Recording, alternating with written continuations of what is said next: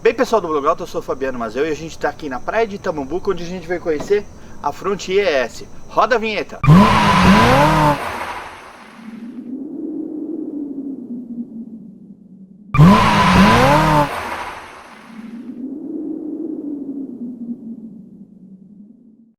Bem, pessoal do Blogalto, a gente está aqui em Itamambuca, onde a gente veio conhecer a nova versão de entrada para um público novo da Frontier ES. Mas quem vai conversar com a gente sobre esse carro é o Marcos Pires, que é gerente de marketing de produto da Nissan.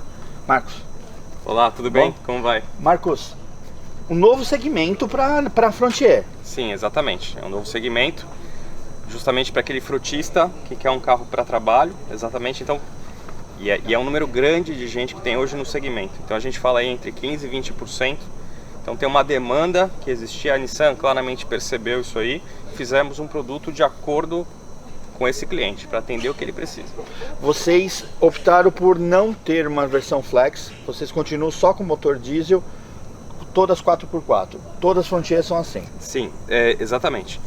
Importante dizer que um carro hoje diesel, ele é muito ligado com 4x4. O segmento diesel 4x2 realmente tem encolhido, até porque as picapes menores têm roubado muito dessas vendas. Então, para nós, manter aqui um produto consistente, diesel 4x4. Essa é a estratégia da Nissan. Olhando o carro externamente, a gente já vê algumas mudanças. Ela não tem farol de neblina, ela tem um espelho preto e tem roda de ferro. Exatamente. Por quê? O frotista em si, ele quer um carro que qualquer tipo de colisão, por exemplo, que ele venha a ter, as peças têm que ter um custo menor. Se a gente olhar aqui exatamente o carro, a gente vai ver que as peças não são cromadas, por exemplo. São peças que têm um acabamento preto. Isso, em termos de colisão, em termos de reposição de peça, tem um valor mais em conta. Então, é uma preocupação. Esse cost of ownership que nós dizemos, inclusive as revisões também, aproveitando para colocar esse ponto, as picapes, não só a picape como a linha Nissan, tem um compromisso com o cliente de 0 a 60 mil ter a revisão mais barata do mercado. Então convido os telespectadores a fazer a pesquisa de revisões com os outros competidores. A gente vai ver que realmente os nossos produtos estão mais em conta. Isso já é um ponto muito interessante, principalmente para o frotista. Embaixo do capô tem modificações. O que a gente tem de exclusividade nessa versão? Sim, durante o desenvolvimento desse carro, conversamos aí com muitas pessoas do mercado de frotistas, e para entender quais são os pontos que são relevantes, né, e o que a gente pode melhorar no nosso produto. A grande diferença é o mesmo motor, só que a grande diferença em relação às outras versões é que esse motor ele tem um turbo, enquanto que as outras versões são biturbo, certo? Por que isso? Justamente porque o motor um turbo só, ele dá uma condição de melhoria de economia. E aí eu volto para a questão do Total Cost of Ownership, né, que é o custo de utilização do carro. Então nesse caso aqui, é um carro com 160 cavalos, realmente tem uma potência adequada para o tipo de utilização, um torque muito bom em função do turbo, estamos falando em 41 kgf. Pouquíssima diferença. Sim, do 45, outro. 41. A diferença do outro motor é 190 cavalos vezes 160. Isso, mas dá uma economia de combustível, tá? Então esse ponto é interessante pra gente, e aí a gente acaba adaptando o carro, como falei, para uma necessidade específica. Falamos aí em vendas diretas, certo? E aí, mas isso também tem uma outra novidade que só essa versão tem, né? O câmbio, né? Isso, exatamente. É um câmbio mecânico, manual de 6 velocidades. Ou seja, todo o line-up tem um câmbio automático.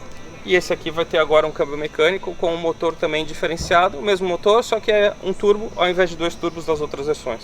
Vamos dar uma voltinha pro carro aqui? Vamos dar uma olhada dentro aqui? Pode vir. Vamos abrir aqui. Dentro do carro, a gente notou duas coisas interessantes. E aí eu queria que o Marcos explicasse. Não tem som, é um carro mais espartano, mas tem ESP. Me fala por que dessas escolhas? Vocês deixaram algumas coisas e tiraram outras? Sim, é justamente a possibilidade que a gente oferece para o cliente quando a gente faz esse tipo de carro. Claro, todo o line-up da Nissan são pesquisas, informações de mercado, pesquisamos com os clientes. E nesse ponto, o sistema de controle de tração era muito importante, isso era super relevante, então colocamos no carro. Agora, com relação ao rádio, existe uma demanda, porém existe uma demanda de não ter também.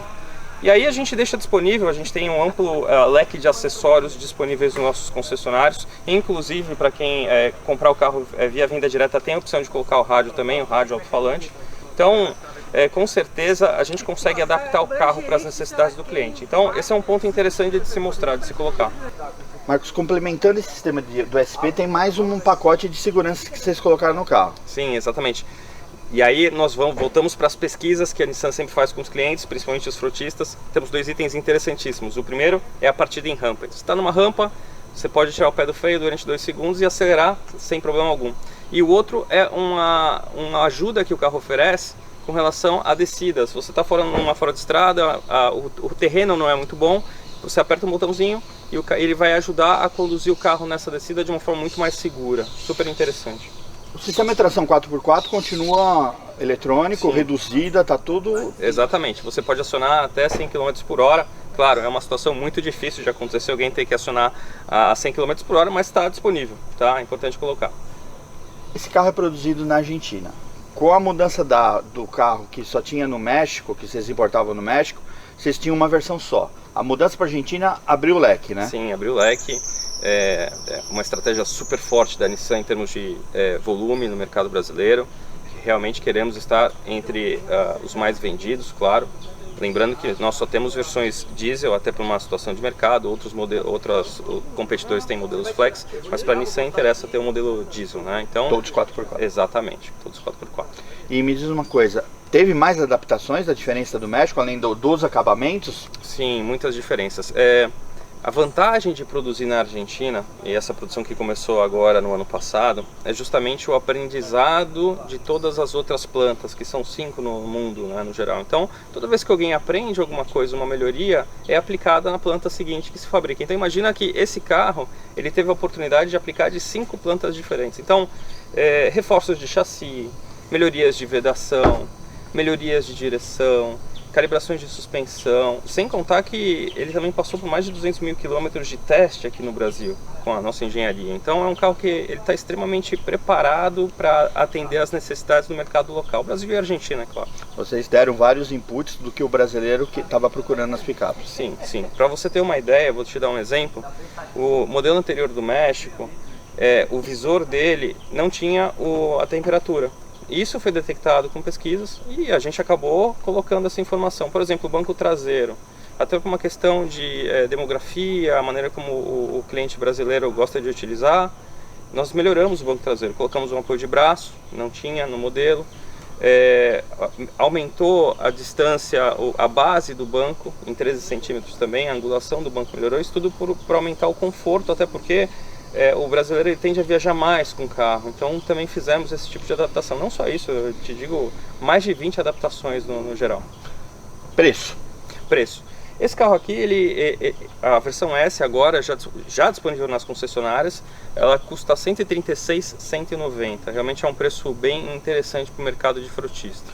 Marcos, eu tenho uma dúvida com relação ao mercado. Vocês estão entrando no mercado de venda direta, de frotista, e a Nissan não atuava nesse segmento. Ela sempre foi carros de passageiro, picapes de luxo.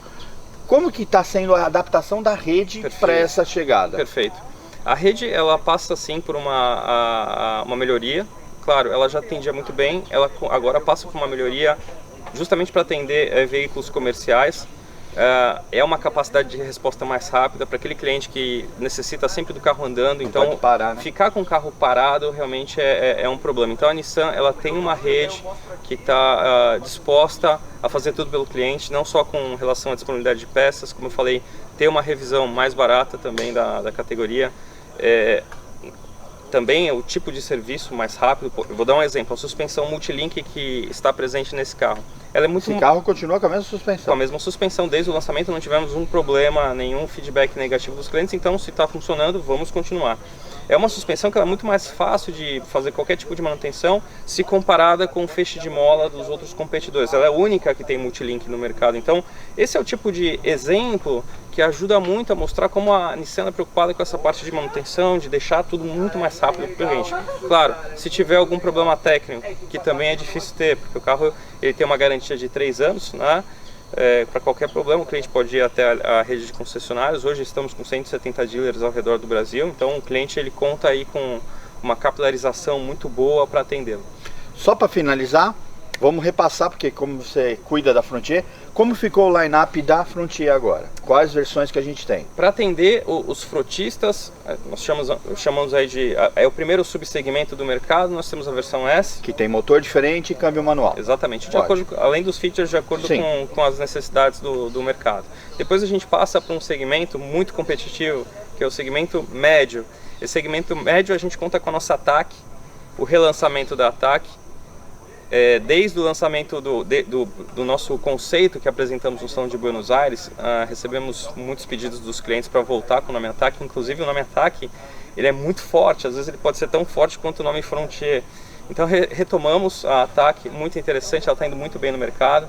Esse para o segmento de médio, né? Depois a gente tem um segmento que é um público mais racional, ele quer equipamento, mas ele tem uma certa racionalidade de equilíbrio, né, de conteúdo, que é a versão XZ. E aí nesse ponto super bem equipada pelo preço que oferecemos.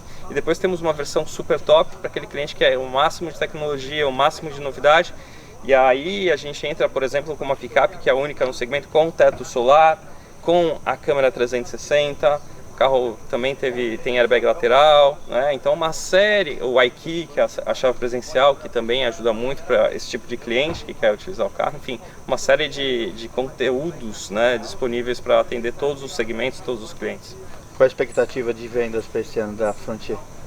E aí é um ponto interessante porque a ideia da Nissan, pelo menos o primeiro passo para a gente, um passo de cada vez, é chegar nos 10% de market share. Isso em função, como eu falei, o mercado de picape, hoje, picape média, ele é formado por picapes single cab, chassis e flex. A gente fala em market share de 10% porque a gente não conta com flex. Você vai chegar a 10% do mercado total de picapes. Só média. Com os nossos modelos que a gente está falando aqui, que são modelos diesel, 4x4, todos praticamente automáticos, com exceção da versão S, que seria mecânica. Marcos, muito obrigado. Obrigado pessoal do Blogout.